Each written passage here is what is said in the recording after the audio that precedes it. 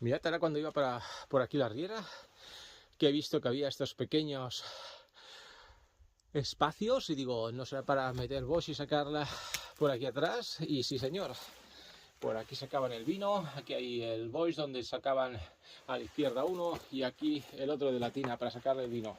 En muy mal sitio, realmente en un desnivel pronunciado aquí en la riera y no hay ningún paso a menos que esté, igual se destruyó en su momento. Y aquí tenemos la otra cabaña, mirad, con el otro boix, que es la otra salida para sacar el vino. Y ahí el otro de la otra tina. Pues nada, vamos a hacer el recorrido hacia las otras por dentro de la riera. A ver si hay suerte.